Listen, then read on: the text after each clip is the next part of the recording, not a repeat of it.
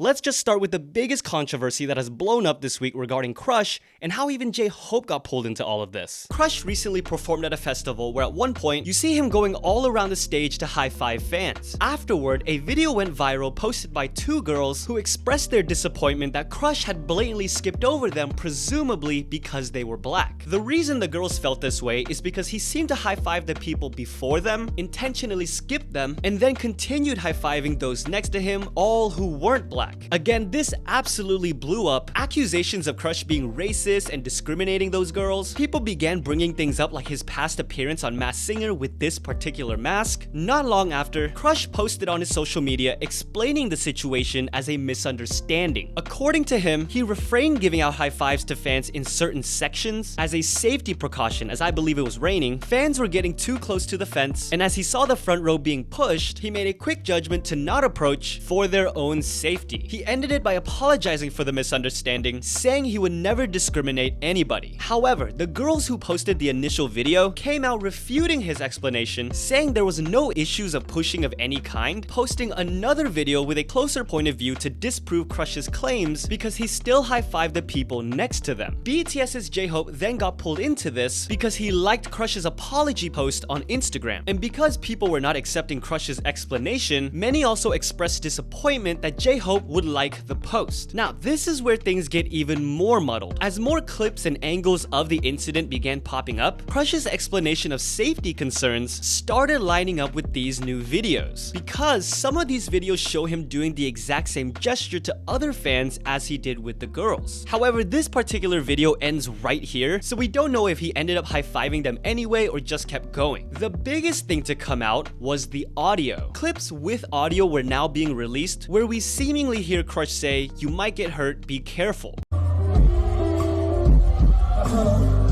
Others slowed the video down, claiming that despite warning the fans to be careful, Crush may still have tried to go back and high-five the girls at the same time their hands were unfortunately pulling away. Many people were now looking into the girls' accounts who originally posted the claims and found other instances of them getting upset about not getting interactions with artists like Loco, Haze, ATEEZ. At the time of this recording, both girls' accounts have now been privated or deleted as people continue to debate the situation on both sides. As always, I'm just presenting everything that's out there for you guys to determine or sharpen your own perspectives, which I know are strong on all sides of this, but please don't attack anybody in the comments or anywhere else for that matter. I think there's one thing that all of us can agree on, and that's regarding the ridiculous situation involving G-Dragon and Wonyoung. This all started when G-Dragon posted an Instagram story thanking clothing brand Miu Miu for the gift they sent him. In that story, GD used several stickers, including one of Wonyoung. Now, I think this was not a big deal to most people, because whether you just found out or already knew that Wonyoung is a global ambassador of the brand Miu Miu, it only makes sense that when he searched up the brand's name for stickers, logically she would be one of the options. However, the YouTube channel that we always talk about, the one that V said he would sue, the one that started RM's marriage rumors, the one that ATEEZ are also reportedly suing, took this opportunity to create multiple videos stirring up rumors involving GD and Wonyoung. I'm not gonna say the name of the channel in this video, but I'm sure there are those in the comments that will answer that question. Not only did they use this Instagram story to perpetuate their own rumor, they tried to make it seem like GD and Wonyoung went to Paris Fashion Week wearing matching outfits from Miu Miu. You guys know, the only rumors I talk about are the ones that are officially addressed in some way. Miu Miu released a statement clarifying that Wonyoung's outfit was part of a collection that hasn't been released yet, basically debunking the claims that the two wore the same outfit and the claims that she's wearing, quote, out of fashion clothing. That statement, along with the fact that anyone can search up Miu Miu on Instagram story stickers and see that Wonyoung does pop up, gives this rumor no credence. I don't know why anyone would take them seriously at this point, although apparently anyone can start a rumor and it will somehow gain traction, because an anonymous user on Twitter recently came out alleging Kepler's DAYEON and CIIPHER's Won were dating, posting pictures of them wearing the same shirt at the same location, and you won't believe this, you probably will. A video of them superimposing a picture Won took onto the glimpse of DAYEON's phone wallpaper to prove that they were the same photo. Soon afterward, media sites began taking this random rumor from Twitter and running with it to the point where both companies have now responded.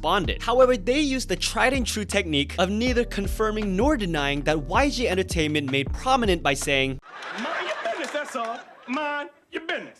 Another crazy story was revealed by 17's Joshua recently. A planned trip to Vietnam with his mom couldn't happen because he found out too late that as an American, he would need a visa. To which then they decided to try another destination and flew to the Philippines instead. Because of all of that, there was no time for them to exchange currency beforehand, and when they landed, of course, none of the ATMs were working. They decided to take a taxi to the hotel and sort it out there. However, the taxi did not accept cards and was cash only. Joshua said he panicked. The taxi driver asked for an amount that Joshua later found out was 3 times more than it was supposed to be. Well, this story made it all the way to the authorities in charge of public transportation, who issued a warning against drivers and their companies that scamming citizens or tourists will result in a fine or even a franchise's permission to operate getting revoked. Not only that, it was then announced that they would be tracking down the taxi driver who overcharged Joshua. Now, I don't think Joshua intended for any of this or for the government to get involved, but a lot of fans from the Philippines are claiming that the only reason the government is doing this is because Joshua's fame put a spotlight on the country, and rather than solving the root of the problem, they're just making it seem like they're doing something when in reality, the deteriorating state of their country's public transportation is causing things like this to happen every day. There's another story right now about Jessie possibly getting scammed or conned while touring in Europe. However, I'm gonna wait for more information to come out about that before discussing it. So the last piece of serious news is an update regarding HEOCHAN's DUI. Last time we talked about this, it was announced that he would be suspending his activities with VICTON for the time being due to his DUI. IST Entertainment has now released a statement informing us that after careful consideration with HEOCHAN and the other members of VICTON, it was mutually decided that he will now leave the team as he does not wish to cause them any more trouble. VICTON will continue on as a 6-member group, but will perform with only 5 members for now, as Seungwoo is currently serving his mandatory military service. And for this video especially, we need to celebrate the positive things happening in K-pop so we don't go insane.